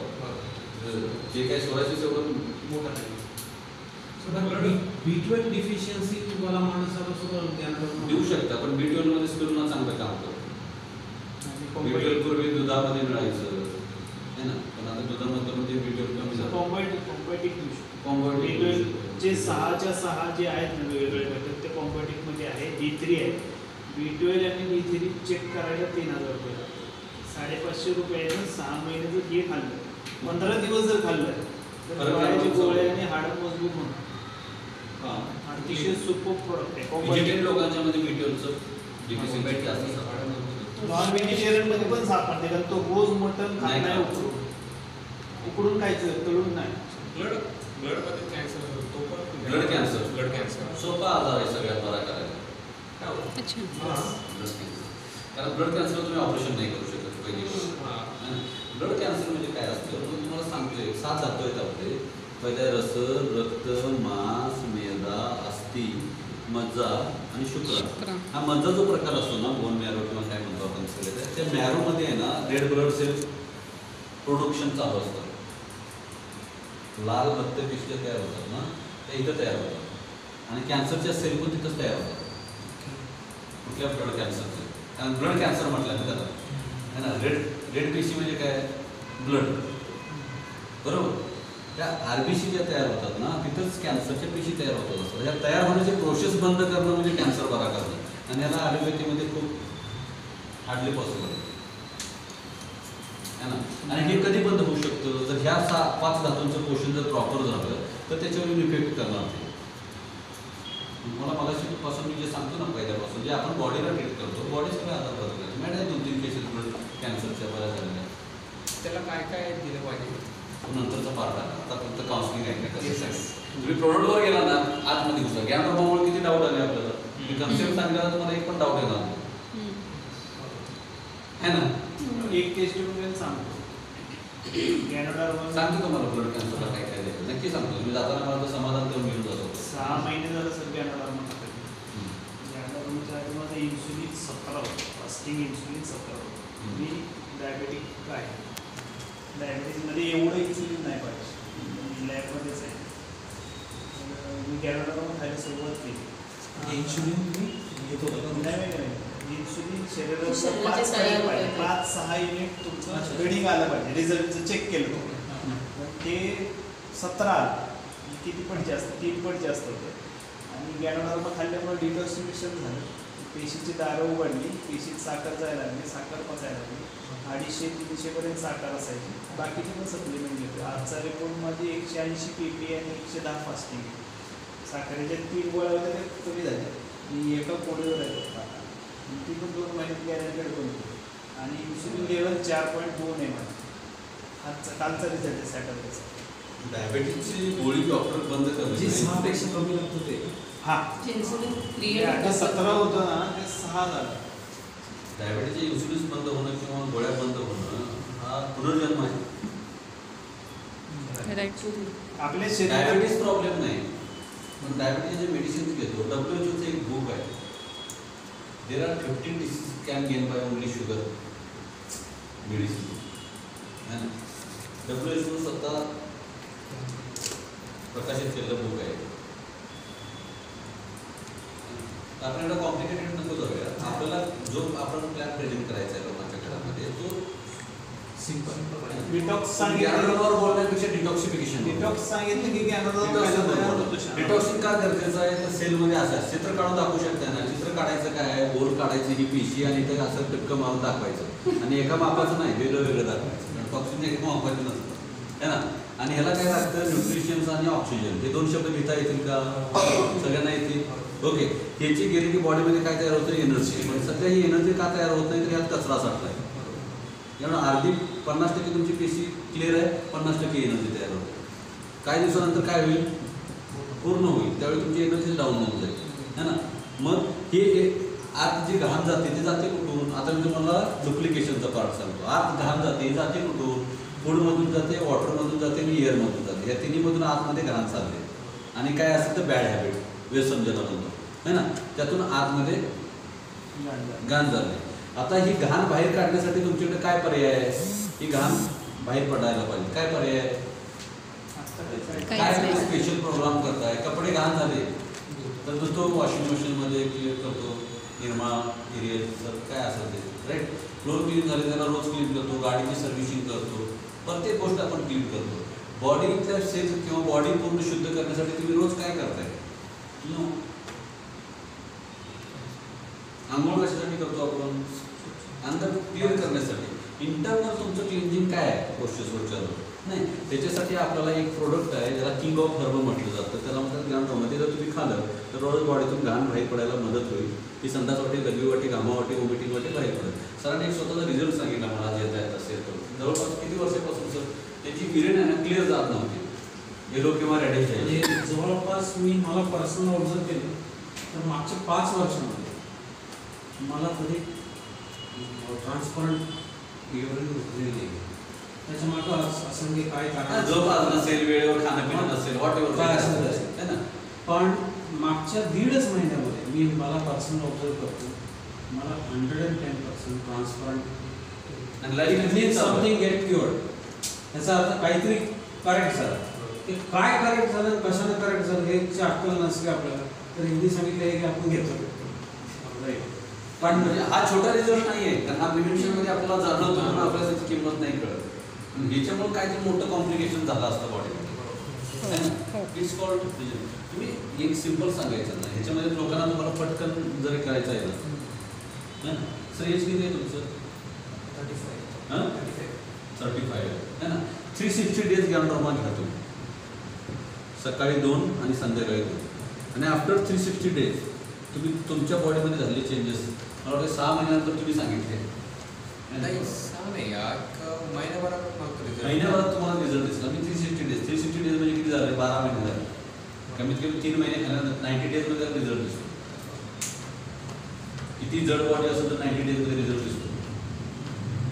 त्याच्यावर काय देऊ शकतो अजून इफेक्टिव्ह रिझल्ट येण्यासाठी ते मी तुम्हाला मी सांगेन. गॅनोडर्मा 360 मध्ये तुम्ही 35 नाही, तुम्हाला 27-26 मध्ये आल्यासारखं वाटेल सर. It's good. तुमचा फोटो एकदा काढला नाही नको, ते सगळ्यांच्याकडे डुप्लिकेट पण आहे. माझा फोटो किती लोकांचा नाही 360 डेज तरी होऊ दे. तर ही गोष्ट मला जाणवायला चालू होते. आपली बॉडी पूर्ण रिज्युनेट होते, रिफ्रेश होते. म्हणजे ॲक्च्युली आपण 25 मध्ये जात नाही. आज 34 किंवा 35 मध्ये पण आपल्याला ती एनर्जी पाहिजे, ती नाही आहे. आपण 45 किंवा 50 वर पोहोचलो बिकॉज ऑफ टॉक्सिन है ना. हे महत्वाचं आहे. आजच्या काळामध्ये हे का महत्वाचं आहे तर याच्यामुळे सगळे आजार येत आहेत. विलास है ना. सो हा डिटॉक्सिफिकेशन हा विषय अमरीश जर एखाद्या प्रॉस्पेक्टला सांगायचा असेल तर कसा तुम्ही कन्व्हर्ट कराल मॅडम? गौतमबाने फळत आली पाहिजे. गॅनोडर्मा असेल पुण्यात कसा काय वाढला? हे सिंपल वाटतंय मला. सिंपल आहे. एवढं सांगितलं तर मीटिंग गॅनोडर्मा काय प्रॉब्लेम नाही. 10 सेकंद ओपनर आहे त्याला. सर 10 सेकंद ओपनर आहे. मी तुम्हाला एक आयडिया देतो बघा. ही आयडिया कदाचित तुम्हाला मोठं बनवू शकते है ना. वॉट अन आयडिया सर असं म्हणून शिंदे सर माझ्यावर ट्रॅव्हलिंग करतात किंवा जस्ट ओळख झाली आम्ही कुठेतरी थांबलो है ना. आणि 2 प्रश्न विचारा. सर रोज आंघोळ करताय का? करताय. सर रोज कपडे धुताय का? धुतोय है ना. कशासाठी? क्लीननेससाठी है ना. सर आता आम्ही उभारलोय रेल्वे स्टेशनला किंवा बस स्टँडला किंवा जिथं चाललो आहे. आमच्या बॉडीमध्ये क्लीन हवा जात नाही, क्लीन अन्न जात नाही, प्युअर अन्न नाही जात है ना, प्युअर वॉटर नाही जात. आमच्या बॉडीमध्ये घाण चालली. ही घाण बाहेर काढण्यासाठी तुम्ही रोज काय करताय? एक्सरसाइज बाहेर पडेल का एक्सरसाइज? नाही एवढं नाही काहीच नाही एवढं प्रमाणात काय. कुणालाच काय पर्याय नाही आहे किंवा डॉक्टरांकडे पर्याय नाही आहे. डिटॉक्सिफिकेशनला काय करतो तुम्ही रोज? डॉक्टरांकडे प्रिव्हेंटिव्ह मेजर नाही सर. नाही. माझ्याकडे एक असं प्रोडक्ट आहे. तुम्ही एक नाव टाका गुगलवर. आणि आजकाल काय झाले, हा मोबाईल आपल्यासाठी खूप मोठं टूल झाला. हा प्रॉब्लेम नाही, हा ऑपॉर्च्युनिटी आहे. तर तुमचं नेट चालू आहे गुगल क्रोममध्ये जा, तर किंग ऑफ हर्ब हा शब्द टाका, वाक्य टाका आणि सर्च मारा सर्च इंजिनला. तर नाव एक गॅनोडर्मा असू. हे गॅनोडर्मा कधी तुम्ही पाहिले काय, कधी खाल्लंय का? सर माझ्याकडे खूप चांगल्या प्राईसमध्ये ते अवेलेबल आहे. मी जे काम करतो डिटॉक्सिफिकेशनचं काम करतो मी आणि लोकांना ह्याच्याबद्दल इन्फॉर्मेशन देतो. माणूस कन्व्हिन्स होईल तुम्हाला काय काय नवीन कन्सेप्ट आला पाहिजे माझी बॉडी शुद्ध करण्यासाठी. आणि सिरियस कीपरवर फायटिंग गुगल प्रचंड माहिती आहे गुगल. सिम्पल आहे. सरांची फोर गाडी सर्व्हिसिंग किती लागतं सर? वर्षाला कमीत कमी एखादा 3 वेळा 2 वेळा होतं वर्षातून 4 वेळा होतं. 40,000 रुपये गाडीच्या सर्व्हिसिंगला. का? फिल्टर चोकअप होणे, इंजिन लॉक होणे, मायलेज ॲव्हरेज चांगलं राहावं. व्हॉट्स अबाउट बॉडी? कन्व्हिन्सिंग पार्ट भरपूर आहे डिटॉक्सिफिकेशनला. सर्व्हिसिंग गाडी बॉडीचं कसं करणार तुम्ही? आणि अवेलेबिलिटी काय नाही ना सर मार्केटमध्ये. जर लोकांना हे पाणी आपण घेतो ना 20 रुपयाची बॉटल, त्याच्या आधी नळाचं पाणी प्यायचो आपण स्टँडवर उभा राहून, गोंधळ लावून बसा बसा नळ गळायचा आपण प्यायचो. त्यावेळी काय आपलं जाणवत नव्हतं.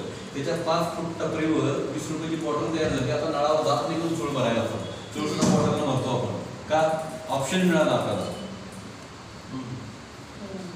लोकांना ऑप्शन तयार करून दिले तर लोक ते यूज करणार. एक गॅनोडर्माचा किती सेल होऊ शकतो? घरातल्या प्रत्येकानं खायला पाहिजे. डिटॉक्स या विषयावर खूप मोठा बिझनेस करू शकतात आणि ती गरज आहे, नीड आहे आता. हे सोडून सगळ्यांनी कुठलाही आजार असेल तर कॉमन तुम्ही गॅनोडर्मा देऊ शकता. म्हणजे अगदीच कसं कोणतरी म्हणतो मला पित्ताचा त्रास होतो, तर ॲलोवेरा आम्लाने ॲलोवेरा दिलं सुद्धा पित्त कमी होतं. म्हणजे पित्त वाढल्यानंतर तुम्ही 4-5 प्रकारचे हर्ब जर दिला, गॅनोडर्मा पण घे, स्पिरुलिना पण घे, ॲलोवेरा पण घे, फ्लेक्स ऑइल पण घे, तर मग ते पीयूचा बिझनेस असतो, तो हेल्थचा बिझनेस नाही ना. तो सेकंड टाइमला येईल का नाही माहीत नाही. पण नुसते ॲलोवेराने आम्हाला जर पित्त कमी झालं ना तर तो 5-50 लोक तुमच्याकडे पाठवलं ॲलोवेराने आम्हाला, कारण ते 400-500 रुपये तुम्हाला प्रोडक्ट असतो. मेडिकलमध्ये जाऊन विचारा सगळ्यात जास्त गोळ्या कुठल्या जातात? ॲसिलॉक, कॉम्फिलॉक, असं बरेच भूमी, पित्ताचा आजार, अल्सर है ना, हे सगळे टॉक्सिन्समुळे येणारे आजार आहेत. Diabetes, blood pressure, heart attack, पॅरालिसिसचा स्ट्रोक, हे सगळे टॉक्सिन्समुळे येणारे आजार आहेत. युरिक ॲसिड, किडनीमध्ये आता डायलिसिसवर जाण्याचा प्रकार वाढतात लोकांचे. कशामुळे होतं? डिटॉक्सिफिकेशन नाही त्याच्यामुळे. किडनीचं प्रमाण इथून पुढे भरपूर वाढणार आहे. त्यांना सगळं फिल्टरेशन किडनीलाच करावं लागतं. आणि एवढं लोड वाढलं नाही म्हणते आता मला झेपत नाही.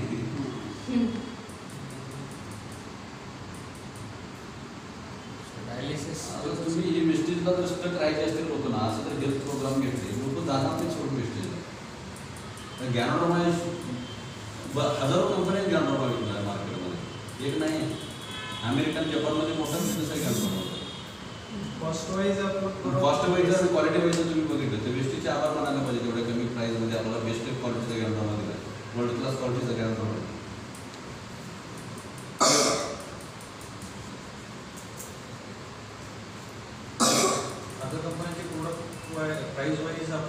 पर्सेंट कमीच आहे. खूप खूप कमी आहे. कॉस्ट वाईज आपलं सगळं स्वस्त म्हणजे खूप कमी म्हणण्यापेक्षा सगळ्यात स्वस्त असे म्हणू शकते. त्याच्यापेक्षा स्वस्त कोण नाही देऊ शकत. आणि आजच्या डेटला तर कुठलेही प्रोडक्ट आला ना सगळ्यात स्वस्तच येणार ते वेस्टेजमध्ये. कारण वेस्टेज क्वांटिटीमध्ये खेळते ना आता. मासमध्ये आता बिझनेस सुरुवातीला तर अटक केला असं त्यांनी नो प्रॉफिटवर केला असं. पण आता एक प्रोडक्ट लॉन्च करते दुसरी दिवशी म्हणजे आज करोडोमध्ये बॉटल तयार करूनच मार्केटमध्ये प्रोडक्ट लॉन्च करावं लागतं अशी परिस्थिती आहे वेस्टेजची. आणि 10 लाख बॉटल तरी एका दिवसात सहज जातं नवीन प्रोडक्ट लॉन्च झालं तर. 10, 20, 30, 40 लाखाच्या आधी तयारी करावी लागते. आणि त्याच्यापेक्षा स्वस्त कोण देणार आहे सर. क्वांटिटी तुम्ही एखाद्या ठिकाणी प्रोडक्टची ठरवत आहे तर क्वांटिटीवर त्याचे रेट होतात ना. तुम्ही 100 मोबाईल एका वेळेस खरेदी करा निम्म्या किंमतीत मिळतील तुम्हाला. ओके, हा विषय डिटॉक्सिफिकेशन बोलतो. हेल्थ काउन्सिलिंगवर जाऊया आपण थोडं कॉमन जे गरजेचं आहे. मला वाटतं डुप्लिकेशन व्हावं. आता हेल्थ ज्यावेळी तुम्ही हे करताय काउन्सिल करताय 2-4 गोष्टी लिहा आहेत. हेल्थ काउन्सिलिंग करत असताना सगळ्यात महत्त्वाची गोष्ट आहे ती म्हणजे कोणती एका गोष्टीची आपण लोकांना ओळख करून देतो ते म्हणजे काय आयुर्वेद. हा शब्द लिहायला प्रॉब्लेम आहे त्यामुळे सर मराठीमध्ये आयुर्वेद लिहिता येत नसेल तर इंग्लिशमध्ये फक्त ये लिहा नो प्रॉब्लेम. ओके, आता हा आयुर्वेद शब्दाचं विश्लेषण थोडंसं करून सांगायचं. आयुर्वेद म्हणजे काय. आयुर्वेद म्हणजे हां ते लिहून घ्या. डुप्लिकेशन्स करायला पाहिजे. मी एकदा बाहेरमध्ये येऊन बोलायला लागलो तर मग 10 वर्ष मी तेच करणार. निगडीमध्ये केलं मी 10 वर्ष आधी है ना. आयुर्वेद हा शब्द लिहिता येतो पॉईंट नंबर 1. 5 पॉईंटमध्ये 5 ते 6 पॉईंटमध्ये आपण कव्हर करूया. आयुर्वेद हा शब्द लिहिला तर आयुर्वेद या शब्दाचे थोडंसं विश्लेषण करा, स्पेसिफिकेशन करा. आयुर्वेद म्हणजे काय. आयुष्य. आयुष्य. आणि वेद म्हणजे काय. शास्त्र सायन्स. ओके, लाईफ सायन्स म्हणजे आयुर्वेद. बोलू शकतो विलास हे शब्द कॉन्फिडेंटली बोला. आणि तुम्हाला कोण कुठं आडवा आला तर इमिजिएट एकनाथ कुंभारचा कॉल करायचा. एकनाथ कुंभार कोणी असू दे, MD सर्जन कोणी असू दे, नो प्रॉब्लेम. भांडायचं नाही कोणाशी. पण ऑब्जेक्ट हँडलिंगसाठी तुम्हाला कधीही वाटलं तर कॉल करा है ना. आता ह्याला म्हणतो आपण लाईफ सायन्स. ओके, आयुर्वेदाचं पहिलं वाक्य काय. अन्न हे पूर्ण ब्रह्म. ऐकले का नाही ऐकले. हजारो वेळा कानावर गेलं. म्हणजे काय म्हणतो आपण फूड इज एव्हरीथिंग. आणि एकाच वाक्यावर आपण विषय क्लोज करायचा. राईट. फक्त एक भूमितीचा तुम्ही विषय माहीत असेल सगळ्यांना. सिद्धांत आणि तो काय करायचा सगळ्यात शेवटी आपण सॉल्व्ह करायचं. आणि कन्क्लुजन काय द्यायचं हे म्हणजेच हे. बरोबर आहे ना. तेच आहे. तोच सिद्धांत द्यायचा फक्त आपण मांडतोय आणि त्याचं कन्क्लुजन देतोय. Food is everything. ओके, आता फूड एव्हरीथिंग देत असताना सायन्सने एक जे तुम्हाला कॉम्बिनेशन सांगितले ते लोकांना सांगत बऱ्याच लोकांना ते माहीत नाही है ना. त्याच्यामध्ये 2 प्रकारचे फूड आहे.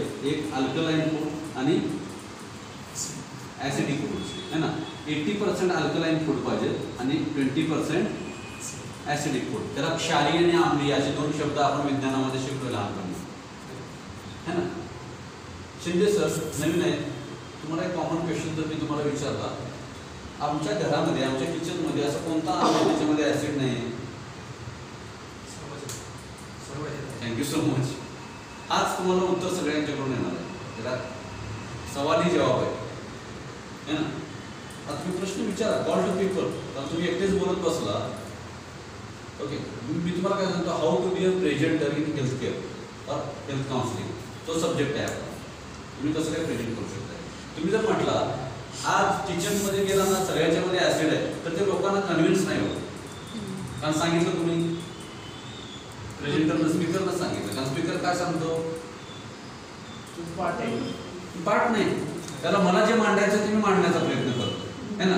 पण लोकांचं जर कन्व्हिक्शन तुमच्याबरोबर झालं, कम्युनिकेशन झालं, याला इंटरॅक्शन सेशनमध्ये इंटरॅक्टिव्ह सेशन है ना, तर त्याच्यामध्ये लोकांच्याकडून उत्तर येतात. नाही सर सगळ्याच्यामध्ये ॲसिड आहे. म्हणजे याला मी उत्तम उदाहरण देतो. पांढरा भात कुकरमध्ये शिजवला, तो जर जाऊन लॅबोरेटरीत चेक केला तर शेतकऱ्यांना आपल्या शेतामध्ये कुठली खतं टाकली होती त्यातले काही इन्ग्रेडियंट्स आपल्या कुकरमध्ये आहेत. ॲग्री और डिसॲग्री. ॲग्री. ओके, म्हणजे तुम्ही लक्षात घ्या की प्रत्येक गोष्टीमध्ये काही ना काहीतरी केमिकल्स किंवा काहीतरी तुमच्या बॉडीमध्ये ॲसिड आहे. ओके, आता त्याच्यामध्ये अजून एक महत्त्वाचा विषय जो आपल्याला प्रभावकारी मांडायचा, त्याच्यावर जास्त अडकून बसायचं नाही. ओके, इंडियामध्ये दिवसाची सुरुवात कोणत्या फूडमधून होते? राईट. ॲसिडिक आहे काय अल्कलाइन आहे? ओके, सो मिल्क टी हा जास्त ॲसिडिक आहे. ब्लॅक टी पिला तर जरा बऱ्यापैकी आहे, बॉडीला समजून त्यात अँटीऑक्सिडंट प्रॉपर्टी आहे, पॉलिफिनॉल कॅटेकिन सारखे कंटेंट आहे, ते ब्लड सर्क्युलेशनला मदत करतात, हार्ट अटॅकला थोडंसं प्रिव्हेंट करतात, कॅन्सरला प्रिव्हेंट करतात, स्किनसाठी चांगलं आहे. राईट. सो तुम्ही प्यायचं असेल तर ब्लॅक टी प्या. दिवसाची सुरुवात ॲसिडिक फूडमधून करू नका.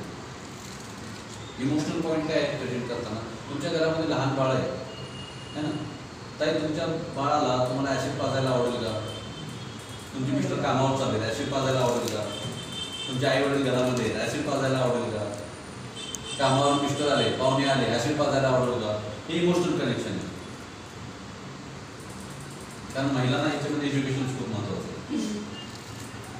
मी काही ठिकाणी बिझनेस केला आहे, फक्त चहाचा डेमो देऊन तर तिथून माझं डोर ओपनिंग झालं.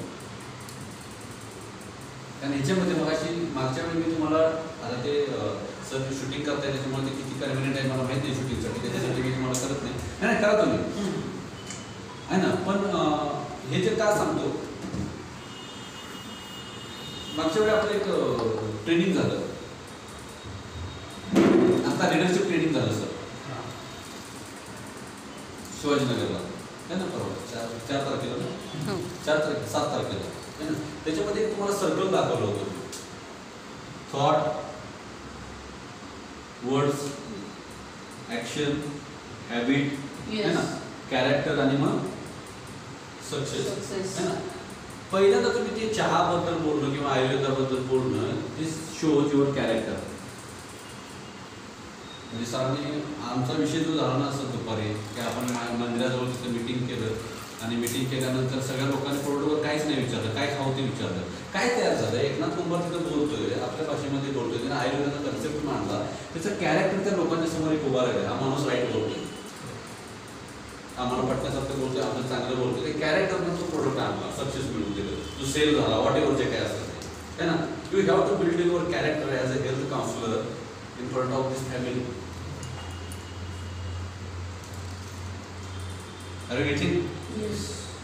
राईट. आणि कॅरेक्टर तुम्हाला ते सक्सेस मिळून देणार. म्हणजे काही वेळानंतर म्हणते नाही 10-20 मिनिटाचं तुम्ही कम्युनिकेशन केले, 2-3 पॉईंट मांडले आणि याच्यामध्ये कुठेच प्रोडक्ट नाही, तर ती फॅमिली तुम्हाला सरेंडर करते. आता सांगा सर आम्ही ऐकतो, तुम्हाला आमच्याविषयी काहीतरी जास्त नॉलेज आहे ना, त्याच्यासाठी हे मी मुद्दे मांडले आहेत. कारण ह्याला कुठेतरी सायंटिफिक रिझन्स आहे. नुसतं ज्ञानरमा आमचा असा करतोच तुलना घ्या, तुम्ही जबरदस्त आहे, कळून जातं त्यांना की तुम्ही सेलिंगसाठी आला. Right sir.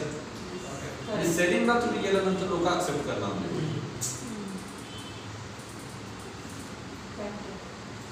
काहीतरी स्टोरी असावी लागते प्रत्येक गोष्टीला. पिक्चरवाला, पिक्चरचा प्रोड्युसर पिक्चर तयार करतो पैसे कमवण्यासाठीच करतो. खिशातून 150, 200, 250 रुपये तिकीट काढण्यासाठीच करतो. पण ती स्टोरी तयार करतो त्यामुळे तुम्ही 250 रुपये तिकीट काढताय.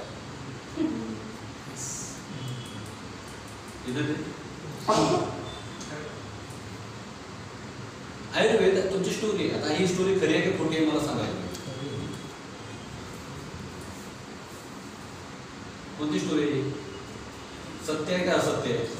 सत्य आहे. त्याच्यामुळे लोकांना ते पटतं आहे ना. हे लोकांना सांगा. मग तुम्ही तुमच्या दिवसाच्या सुरुवाती टी मधून होते तर हे ॲसिडिक आहे, हे फक्त ब्लॅक टी करा.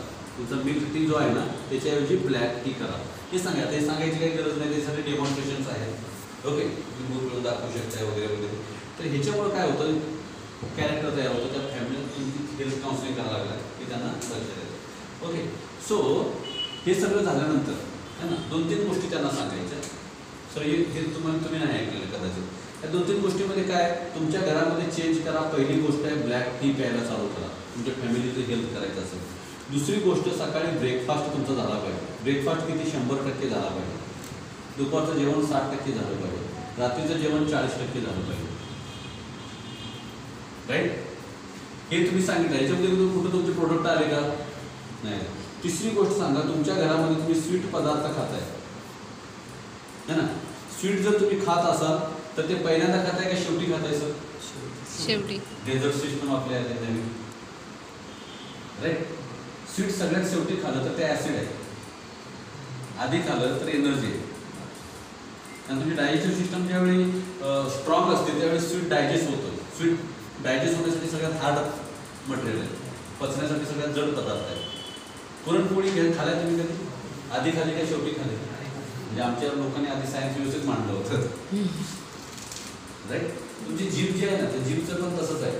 शेंड्यामध्ये जीभीचा जो शेंडा असतो फ्रंट पार्ट, तिथं स्वीट कळतं. स्वीट इथं नाही कळत, इथं बिटर कळतं, कडू.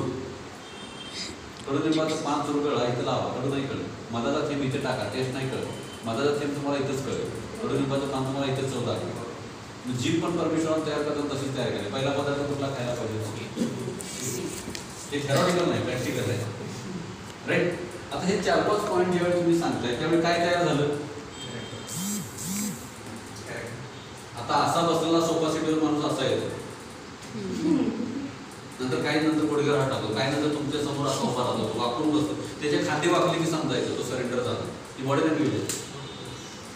असा बसला असा आला ना की समजायचं तुम्ही हृदयात शिरला. आता सोफा सीटवर बसला, आता लोळा देतोय, काही प्रॉब्लेम नाही, तिथं तुम्हाला देऊन टाकलं स्वतःचा. ट्रेन द ट्रेनर प्रोग्राम होतोय आपण. आजचा जो प्रोग्राम आहे तो ट्रेन द ट्रेनर प्रोग्राम आहे, नवीन लोकांसाठी नाही, राईट. आणि डुप्लिकेशन झालं पाहिजेत ना, आणि जर डुप्लिकेशन असेल तेच करूया. सगळ्यात एंड ऑफ द स्टोरी आपण बघूया. डुप्लिकेट होत असेल तर वी कॅन कॅरी, डुप्लिकेट होत नसेल इथंच थांबूया आपण. आणि आम्हाला मेंटॉरने तेच सांगितले, जे डुप्लिकेट असेल तेच करा, राईट. सगळ्याच लोकांना डुप्लिकेट नाही करता येईल, पण आपण क्वालिफाय करू शकतो ना. आपल्या टीममध्ये कोण ॲक्टिव्ह आहे आणि कोण प्रभावीपणे हा मांडू शकतो ते आपल्या मनामध्ये आपण क्वालिफाय करू शकतो. त्या लोकांना आपण हे ट्रेनिंग देऊ शकतो, सगळ्याच्या लोकांना कदाचित नाही होणार, राईट. सो ही गोष्ट आहे. आता ह्याच्यानंतर काय जायचं? डायरेक्ट पॉईंटवर जायचं. से ओके झालं सगळं? मग सर क्लिअर लिहून घेतलं?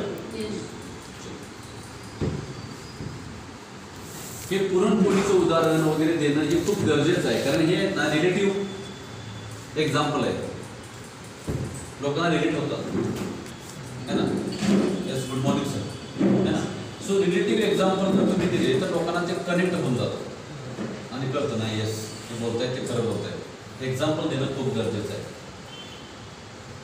कारण मी तुम्हाला सूत्र मांडायला आलो तर आवडणार नाही, पण मध्ये स्टोरी सांगितली खूप बरं वाटतं, राइट.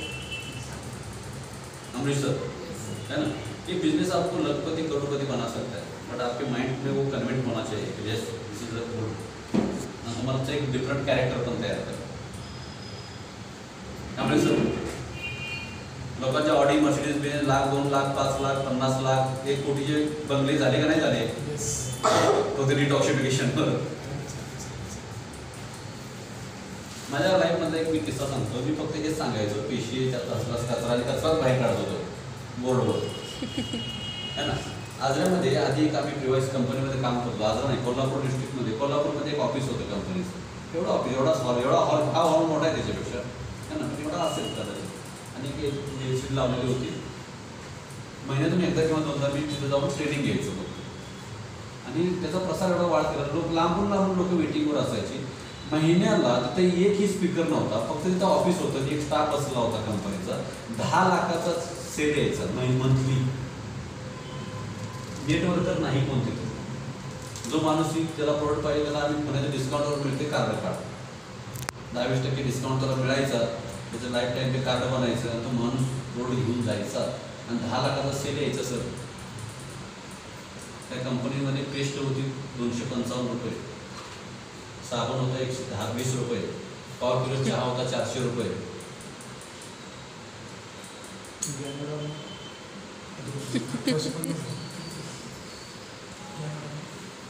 नाव फक्त त्याला सगळ्याचं ज्ञानो टी, ज्ञानोजी पेस्ट अशी सगळी नावं होती. ज्ञानोजी साबण. Okay, just try to understand मी काय सांगतोय तुम्हाला. मी प्रॅक्टिकली एक्सपेरिमेंट करून आलेलो आहे. याच्यामध्ये खूप मोठा बिल. इथं रोज हेल्थ केअरचा प्रोग्राम चालू रोज, आणि एव्हरीडे हॉल फुल असेल. त्या 5 किलोमीटरच्या अंतरामध्ये 1 कोटीचा सेल होऊ शकतो इथं. Yes or no? येस. आणि कुणाची हिंमत नाही सर बोलायचं, हे चुकीचं आहे. कारण चुकीचे कन्सेप्ट मांडलेच नाहीत आतापर्यंत, राईट. सो हे जस्ट ट्राय टू अंडरस्टँड. आता इथून पुढं तुम्ही जर स्वीट सगळं सांगितलं की ट्रॅडिशनलमध्ये सांगितलं, आता लोकांना सांगायचं. आता मी तुम्हाला एक फॉर्म्युला सांगणार आहे. इथे लोक चेकमेट होतात त्या फॉर्म्युल्यामध्ये. पण तो फॉर्म्युला मी तुम्हाला बऱ्याच वेळा सांगितलाय, पण तो तुम्ही समजून घ्या, है ना सर. काय तुमचंच नाव राठोड ना, काय सोमनाथ सर, है ना. सो जस्ट तुम्ही पहिल्यांदाच आलाय का मीटिंगला?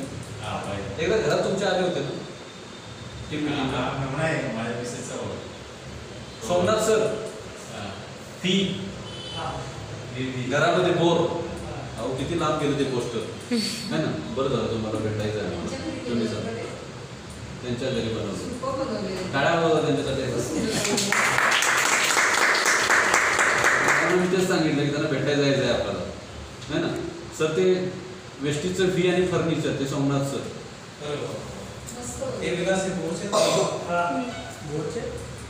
आता हा फॉर्मॅट फक्त लिहून घ्या आणि मी सांगतो तेच शब्द वापरा, जास्त काय वापरू नका. कारण हे मला ज्यावेळी भैया बोलले होते की एक सिम्पल एक काय आपलं लोकांना डुप्लिकेट होईल असं म्हणता, हे मी असं निचोडीवरून काढले. एवढं तुम्ही शिकला ना, मी सांगतोय ते तुम्ही आयुर्वेदाचे अर्थ झाला, काही अवघड नाही. जो आज शशी चौकात उभा राहून केला, तो 5 स्टारमध्ये पण केलाय, तो 7 स्टार हॉटेलमध्ये पण केलाय, तो DLCPला पण केलाय, तो रस्त्यावर उभा राहून पण केलाय, घरामध्ये पण केलाय. तोच एकच कहाणी, फक्त तुम्हाला लोकांना कनेक्ट करायचे. आणि इंडियामध्ये कनेक्ट का होते? कारण आयुर्वेदाला डायरेक्ट इथं अध्यात्म मांडलं जातं. म्हणजे आयुर्वेदा ही पुस्तक आलं तर लोक त्याच्या पाया पडतील इथं. ते सायन्स आहे विसरूनच गेलं. आणि इंजिनिअरिंगचं पुस्तक, मेडिकलचं पुस्तक असं टाकून दिलेलं टाकून वाचायचं. पण ते सगळं आयुर्वेदातच काढलेलं आहे, मेडिकलची पुस्तकं सगळी. ओके. सो हा आयुर्वेदचा एक कन्सेप्ट जो तुम्हाला सांगा सिम्पल आहे. बॉडी कशापासून तयार झाली? सेलपासून तयार झाली, है ना बॉडी, है ना. हे 3 गोल काढणं गरजेचं आहे. किती काढायला? 2 गोल काढलं, त्यात सेल लिहिलं, बॉडी लिहिलं. सेल लिहिता येत नसेल, विसरला स्पेलिंग तर सीज लिहा. बॉडी लिहिता येत नसेल तर बी लिहा. लोक समजून जातात, तुम्ही घाबरू नका. कारण तुम्ही जो कन्सेप्ट सांगणार आहे तो आयुष्यात लोकांनी ऐकला नाही. MTech मीटिंग झाला, IIT झाल्या व्यक्तीने पण नाही ऐकलं. Pawar sir. So be bold, be frank. डरने का नहीं अमृत सर, है ना, बिल्कुल नहीं डरने का, जरूरत भी नहीं डरने की. ओके. सो हे जे बॉडी तयार झाली, कशापासून तयार झाली? पेशीपासून तयार झाली. लोकांना माहीत नाही सेल कशापासून तयार झाली. सेलचं मटेरियल आहे 3 गोष्टी, ते आहे वात, पित्त आणि कफ. हे मराठीत लिहिता येत नसेल अमृतसर तर लिहिणे का P and K. कारण माझं एकच मत आहे की मी जे काही सांगतो ते डुप्लिकेट झालं पाहिजे, है ना. हे वात, पित्त, कफच्या कणापासून पेशी तयार झाल्या. किती मोठं डायग्नोस आहे, DNA पलीकडचं डायग्नोस आहे. त्याच्यानंतर DNA बनतो, एकत्र आल्यावर DNA बनतो, मग सेल तयार. ओके. आता पवार सर असं म्हणायचं, वात, पित्त, कफ याला आयुर्वेदामध्ये काय म्हटलंय? त्रिदोष. आता हे लिहिताना कांबळे सरांनी लिहिलं तर ह्याच्या खाली लाईन अशीच आली पाहिजे. पवार सरांनी लिहिलं तर ह्याच्या खाली अशीच लाईन आली पाहिजे, है ना. अश्विनी मॅडमने लिहिलं तर अशीच लाईन आली पाहिजे. पवार मॅडमने लिहिलं डुप्लिकेट सेम टू सेम करायचं. तुम्हाला सक्षम पाहिजेत ना, जवाब मारायचे. मी कधीतरी बोर्ड आलो आणि इथं असं जर लिहिलं असं तर समजायचं माझ्या टीमने मिटिंग घेतली, लाईन बरोबर आहे. बरोबर आहे ना. तुम्ही जर तुम्ही लोकांना शिकवलं आणि तुमच्या टीम मधल्या लोकांनी मिटिंग घेतली, तुम्ही पिक्चर बघूनच म्हणायचं हे आपल्या टीमची मिटिंग होती. बरोबर आहे ना. ओके. डुप्लिकेशन सेम झालं पाहिजे. ओके. हे विसरू नका इथं कुठं कॉमा फुल स्टॉप असेल तर. ओके. सो याला काय म्हणतात? त्रिदोष. वात, पित्त, कफला शिंदे सर, मोरे सर ना, शिंदे सर काय म्हणतात ना? दोष, त्रिदोष, 3 दोष, है ना. म्हणजे आपला जन्म कशातून झालाय? ऍक्सेप्टेड. येस. ओके. म्हणजे आम्ही दोषी जन्माला, म्हणजे आपल्याला इथं काय करावं लागेल? या सगळ्या गोष्टीला बॅलन्स करावं लागेल. काय करावं लागेल? बॅलन्स करावं लागेल. म्हणजे आपल्या बॉडीमध्ये 3च प्रकारचे आजार आहेत, वात प्रकृती, पित्त प्रकृती आणि कफ प्रकृती. हे वात पित्त कफचे उपप्रकार आहेत बाकीचे आजार. राईट. त्या प्रकृतीमध्ये विकृती तयार झाली की आजार येतात. हे वाक्य बोला बघूया. या प्रकृतीमध्ये विकृती तयार झाली की आजार येतात. सोपं आहे का अवघड आहे? सोपं. काही विप्रो भाषेमध्ये नाही, उर्दू भाषेमध्ये नाही, संस्कृत भाषेमध्ये नाही. प्रकृतीमध्ये विकृती निर्माण झाली की आजार येतात. त्या वाक्याचं खूप लोकांच्यावर इम्प्रेशन पडतं. सर बरोबर आहे की नाही? प्रकृती बिघडली की आजार येतात. प्रकृतीमध्ये विकृती, प्रकृती आणि विकृती या दोन गोष्टी अपोजिट आहेत. त्यामुळे प्रकृतीमध्ये विकृती तयार झाली की आजार येतात. विकृती तयार होणंच म्हणजे आजार पडणं. बरोबर? आता हे किती डुप्लिकेट आहे बघा. आपल्याला वाटते कॉम्प्लिकेट आहे, एकनाथ सर सांगू शकतील. सवाल सर तुम्ही खूप चांगल्या प्रकारे करू शकताय जर तुम्ही 2 ते 3 वेळा प्रॅक्टिस केला तर. नसेल तर इथं नोट्स ठेवून करा ना असं टेबलवर. कोण अडवलेलं आपल्याला? बरोबर आहे ना? आणि किती डुप्लिकेबल आहे आपण सिद्ध करूया म्हणजे आपल्या टीमसाठी ते बेनिफिशियल होईल है ना. वात पित्त कफ हे त्रिदोष आहेत. दोषातून आपला जन्म झाला. हे बॅलन्स करावं लागेल. आता शिंदे सर हे बॅलन्सिंग मेडिसिन्स मधून होणार की फूड मधून होणार? एक तुमच्याकडे ऑप्शन आहे मेडिसिन्स आणि दुसरा आहे फूड. वात पित्त कफ मेडिसिन्स मधून बॅलन्स होते. आय थिंक फूड मधनं होतो. मेडिसिन्स मधून कधीच बॅलन्स होणार नाही है ना. मेडिसिन्स मधून कंट्रोल केले जाते. राईट. बॅलन्सिंग प्रोसेस कशातून होणार? म्हणून अन्न हे पूर्ण ब्रह्म. कारण मूळ तुमचे जे आजार आहे ते फूड मधूनच बॅलन्स केले जातात. राईट. ओके. अन्न हे पूर्ण ब्रह्म हे वाक्य का उच्चारायचं वारंवार? त्याचा डायरेक्ट संबंध सप्लिमेंटचे आहे आपल्याला, फूड सप्लिमेंटचे. कारण अन्न प्युअर मिळत नाही म्हणून आपल्याला पुरवणी द्यावी लागते, सप्लिमेंट द्यावी लागते. ओके. इथे क्लिअर झालं? इथे खूप मोठे एक्झाम्पल आहे जे तुम्हाला लोकांना द्यायचं आहे. विलास इथं आहे ना तू? व्हेरी गुड आहे ना. मॅडम असं शून्यात बघायला लागलं मला वाटतं गेला फिरायला है ना. So just try to understand. ही एक्झाम्पल आपल्या लोकांच्या समोर सेट करायचं. सोमनाथ सर बोरमध्ये सगळ्यांनाही सांगायचं आहे है ना. ते सांगितलंय की तुम्ही त्यांचे काउन्सिलर जा. जिथे बसल्या प्रत्येक व्यक्तीने पुढच्या एका आठवड्यामध्ये हेल्थ सेशन घ्यायला चालू करायला पाहिजे. एवढं कॉन्फिडेंट मी तुम्हाला सांगतो. समोर डॉक्टर असतील तर ते ऍक्सेप्ट करणार है ना. एक्झाम्पल काय आहे? एक एक्झाम्पल घेऊया ते इथंच लिहायचं है ना. बॉडीला आयुर्वेदामध्ये प्रकृती म्हटलं जातं है ना. आणि दुसऱ्या गोष्टीला म्हटलं जातं ते म्हणजे नेचर. 3 शब्द लिहिता येतील. प्रकृती हा मोठा शब्द लिहिता येत नसेल तर पी लिहा है ना. प्रकृती, बॉडीला पण प्रकृती शब्द वापरला, निसर्गाला पण प्रकृती शब्द वापरला. असं का वापरलं? कारण दोन्हीच्या मध्ये खूप मोठं साम्य आहे, सिमिलॅरिटी. तिथं मध्ये बरोबर चिन्ह लिहा. पेपरवर क्लास येताना असाच द्या. दोन्हींच्या मध्ये कसं आहे, काय आहे? खूप मोठी सिमिलॅरिटी आहे, समानता आहे. ओके. आता लोकांना प्रश्न विचारायचा. Call to people, call to action असे म्हणू शकतो है ना. Call to audience. निसर्गामध्ये नैसर्गिक आपत्ती कोणते कोणते? त्या नैसर्गिक नॅचरल डिझास्टर म्हणतो त्याला. नॅचरल कॅलामिटी. भूकंप येते, आग, उष्णता वाढते, कमी होते, पाऊस, वादळ येतात, चक्रीवादळ येतात है ना. त्या सगळ्या